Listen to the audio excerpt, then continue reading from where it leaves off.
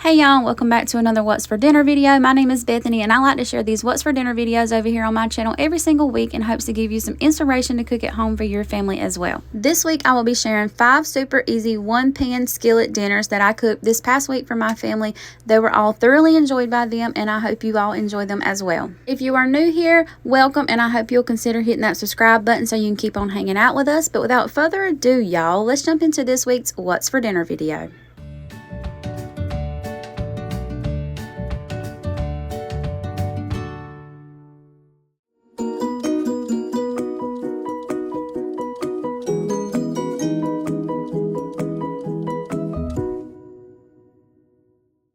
Up first, we're going to be making a sausage, potato, and green bean skillet. And this dish is really flavorful. My family really enjoyed this one. I think this was probably our favorite one. So to start with, I just got some of these baby gold potatoes and I'm going to cut them into 4s. And then I'm going to cut up my sausages into the circle shapes.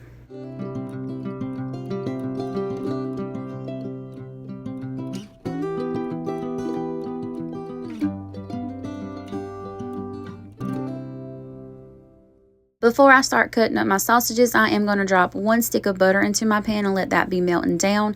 I am using the Kaneka sausages, but you can use whatever kind of sausages that you prefer.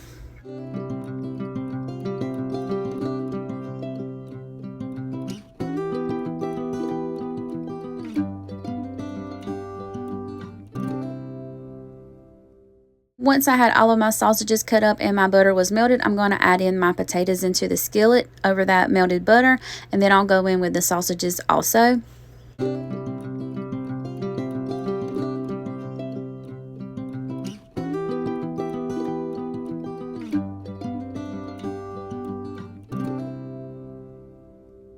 Next, I went in with this big old can of Margaret Holmes seasoned Italian green beans. This is the kind of green beans that I prefer, but you could use whatever kinds that you prefer. It doesn't really matter as long as you have green beans in there.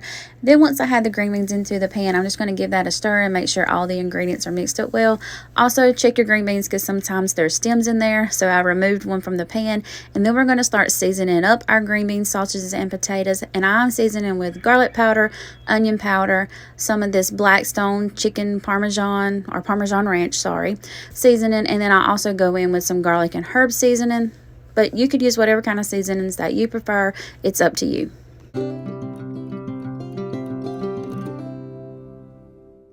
Once I had all that stirred up, I'm just going to pop the lid on it and I'm going to let that simmer on low for about 10 minutes.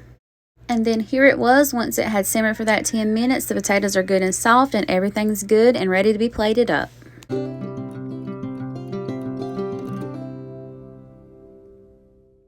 Next, we're going to be making some goulash, and I have seen several different recipes for this one meal. But to start with, all I done was brown up 1 pan of ground beef, and I'm going to go in with 1 jar of spaghetti sauce, and you can use whatever kind of spaghetti sauce that you prefer. I'm using the Classico fire roasted garlic and tomato. And then I'm going to go in with 1 big jar of diced tomatoes and 1 small can of tomato sauce. And then I'm also going to add in this packet of spaghetti seasoning.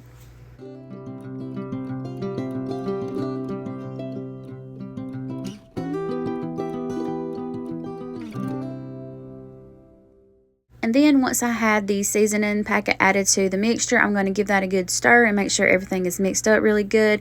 Then we're going to let that simmer on low while we make our pasta.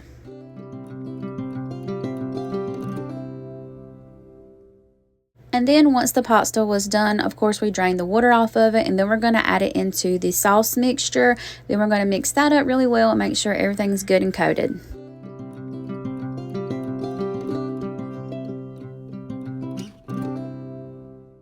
And this is how it looked once it was all mixed up. We're going to kind of let that simmer on low for a little while we make some Texas toast. Of course, you can make whatever kind of toast you prefer. I think this would also have been really good if I had a side salad, but I didn't have any on hand that night. So this is how it looked once it was all plated up.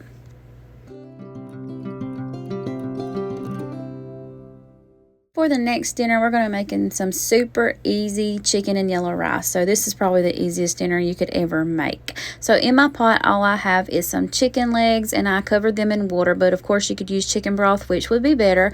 I dropped in 1 cube of the chicken bouillon cubes, and then I also let my chicken boil. Once my chicken was almost done, I went in with my yellow rice, and you can buy that yellow rice at any local grocery store, or you can where I'm from.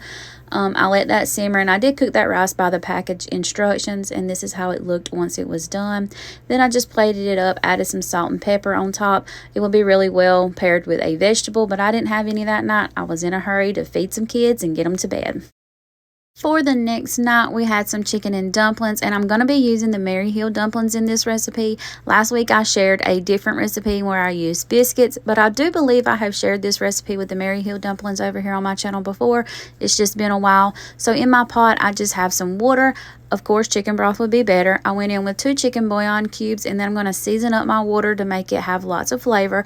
Of course, you can use whatever kind of seasonings you prefer, but I have been sharing and showing y'all what I'm using. And then I opted to use a rotisserie chicken. Usually, I like to boil my chicken in there. It just gives it more flavor. I cranked up the heat on that water and chicken mixture so that it would come to a boil, and then I dropped in the dumplings one by one, and I do like to break mine in half. It just makes it go a little bit further, and then I kind of let them simmer on low. You want to make sure you keep a check on them so that it doesn't scorch, and this is how it looked once it was all done. Alright, so moving into the last dinner that I'm going to be sharing this week, it's going to be some good old beef stew. So in my pot, I have some stew beef meat, and I'm seasoning it up. And of course, like I've said 300,000 times, you're welcome to use whatever kind of seasonings that you prefer. I am showing y'all what I'm using, but you don't have to use the same thing. We're going to let that stew beef kind of cook up a little bit and brown up on each side, and then we're going to add in some water. Of course, beef broth would have been better, but I don't think I had any broth on hand this whole video. Once I did add my water, I seasoned it up a little bit better, and then I just let that stew beef cook on medium high heat for about 2 hours so that the meat will be good and tender. And then once it was over those 2 hours, I went in with my potatoes, and I did wash and dice and peel up about 5 russet potatoes, added that into the mixture, as well as a 1 big can jar of tomatoes. And then I kind of let that simmer for about 20-30 minutes. You know, you want to make sure those potatoes get good and soft, but here it was once it was all done and ready to eat. That's it for this week, y'all. I hope you enjoyed this week's What's for Dinner video. If you did, please don't forget to leave me a thumbs up and subscribe if you're not already. Thank you all so much for being here. I hope you'll try one of these recipes this week, and I'll catch you all in the next one. Bye, y'all.